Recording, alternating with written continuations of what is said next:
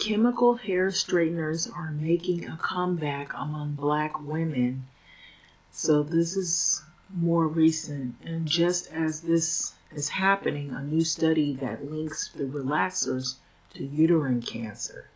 And so a lot of African American women or Black women or women of color have used different products, and most of the products will have some types of chemicals in it, and we don't really concern ourselves all the time with the chemicals, as long as they don't damage our hair or they don't damage us. And a lot of times that damage, you can't see what it's doing over a period of years. And so if it doesn't look like it has directly done any damage, then we don't really think too much about it or worry too much about it. But when it's something that is long-term, that is long-term use, and over a period of years it progresses into something like cancer, then we would take that more serious. I believe we would look at it and start to evaluate, is this something I want to do long term? Maybe I don't want to do it for years and years. So this is by L'Oreal Thompson Payton. So Team Relaxer, hashtag Team Relaxer, and hashtag Team Natural, or hashtag Team Natural. So there's been all these debates with relaxed hair versus natural hair. So it's a debate Black women have been having since the dawn of time. So whereas relaxers, a chemical treatment that loosens the curl pattern and straightens the hair, were once popular for a myriad of reasons, including discrimination against Black hair, the latest natural hair movement, which had a resurgence in 2010, saw many women trading in their Dark and Lovely boxes for weekly deep conditioners instead. But now research is now there's other reasons other than just the racial aspect of it. It's the health aspect of how do these relaxers treat us. So, but now this research is now warning, and the warning comes in, I think, kind of late, if you ask me, that the use of the straighteners and relaxers and other hair products that is linked to uterine cancer. So the study, which has published earlier this week, comes at a time when some Black women who previously wore natural hairstyles have gone on this resurgence back to the relaxers or consider doing so at some point. So frequently you have, especially long-term use of some straightening products and the effect of the long-term health that it causes. So this is particularly important for Black women, especially to know as the natural to relaxer movement gains momentum. So this is said by Dr. Latasha Perkins, a family physician based in Washington, D.C., who was not involved in the study. So the hashtag relaxers are back has 5.3 million views on TikTok to date, and the features of Black women getting hair relaxers at the salon or doing it themselves at home, which those are probably going to show up on all kinds of Instagram and YouTube and different social media platforms, people trying to show you the hairstyles and the cool things they can do with it, but what are the risks involved? So this is coming back also, but coming out, I think, a little too late. To combat new growth, this is what it is. It is common to get relaxers every 6 to 8 weeks, or roughly every 6 times per year. So that is what people normally would do. According to researchers, hair products may contain hazardous chemicals with endocrine disrupting and carcinogen properties. Previously, studies have demonstrated certain hair products come with a higher risk of breast and ovarian cancers. And so this is the first one to show an association with uterine cancer. So the study, referred to as the sister study, involved nearly 34,000 participants between the ages of 35 to 74 years of age who did not have breast cancer, but had at least one sister that was diagnosed with the disease. So researchers evaluated their self-reported use of hair products as well.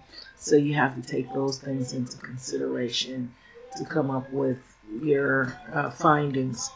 So researchers evaluated their self-reported use of hair products such as hair dyes, straighteners, relaxers, body wave, within the prior 12 months. So most of the participants, they were white and did not include a sufficient sample of black participants to determine association with the group, even though the author recognized that the adverse effects are more likely with this group given higher prevalence of use, initiation at younger ages, and more toxic formulations. And so what do people usually do?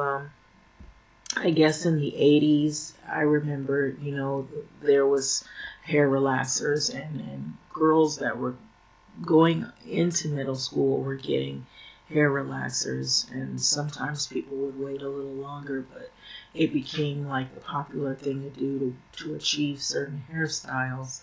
And then to also some people felt some pressure that the maintenance was lower, which at what risk, at what cost. And now we're seeing some of this.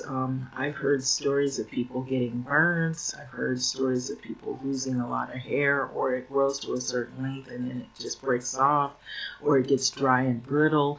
And then there's the health complications that are added along with it. So most of the participants, it says, were white, but they did not include a sufficient sample of black participants. So let's go ahead. The risk of developing the uterine cancer for frequent users of relaxers is 4.05% compared to 1.64% for women who never used the hair straightening products. And so a number worth paying attention to, says Perkins. So mind you, the uterine cancer is generally rare, but is most common cancer of the female reproductive system. And according to the study, so over an average follow-up of 10.9 years, 378 uterine cancer cases were identified in this study. So it is believed that endocrine disrupting chemicals found in the hair products could contribute to uterine cancer risk because of their ability to alter hormonal actions. Researchers also observed 80% higher risk of uterine cancer among participants who used hair straightening products. And so with the risk more than double for women who used the products more than 4 times in and so more than 4 times in a previous year. So generally speaking, cancer is an abnormal replication of cells that spread to other parts of the body. And hormone disrupting chemicals like parabens, formaldehyde, and metals, which are commonly found in hair straightening products, have been connected to all sorts of cancers, explains Perkins. And so when we put chemicals like this in our scalps, a highly porous part of our body, those chemicals are absorbed and enter the bloodstream. So this is what can promote the abnormal cells to grow and replicate, eventually result in the case of uterine cancer. And so, for example, hormone disrupting chemicals disrupts the natural course of cell development.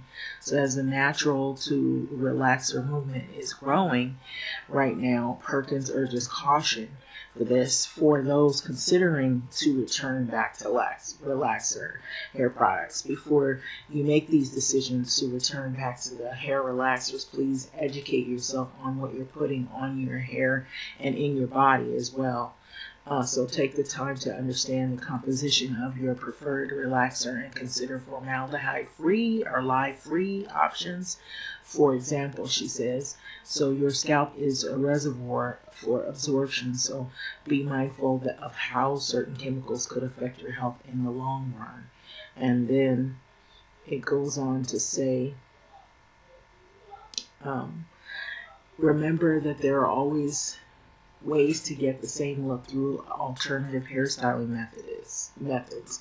So some alternatives to relaxers to achieve the same straight look are blowouts, silk presses, wigs, extensions, such as sew-in weaves. So the important thing is to be mindful of potentially toxic chemicals being used to achieve those styles one's Perkins. So if you're unsure about which ingredients may be harmful, Perkins encourages people to call their family physicians. So that is the purpose why probably the wigs are coming back strong as well, because some people would probably choose not to put the hair relaxers in their hair and choose other alternatives that are less harmful.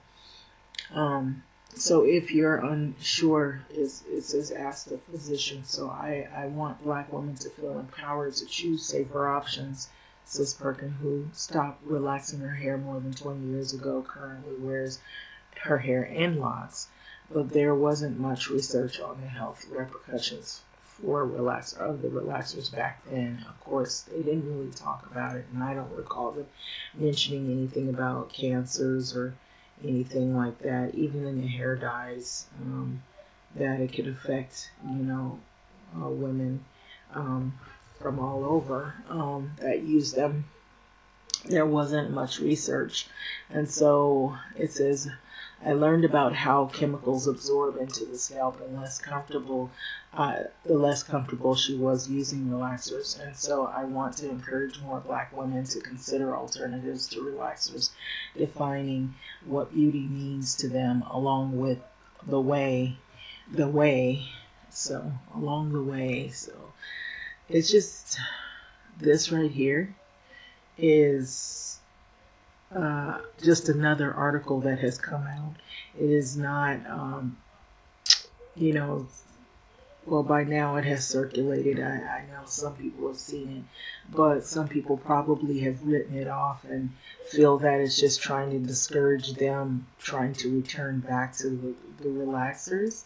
And so that's what, people probably are looking at it as, it's just a stunt to get us to not use the relaxers again or to make us feel uncomfortable about getting our hair relaxed. So some people will get upset about that because they think that people are trying to discourage them, because there was like a movement on the relaxers versus the natural hair. So we shall see how people receive it, but I'm sure that there's still going to be two sides to every decision. But they're, like they say, some people want to have different looks.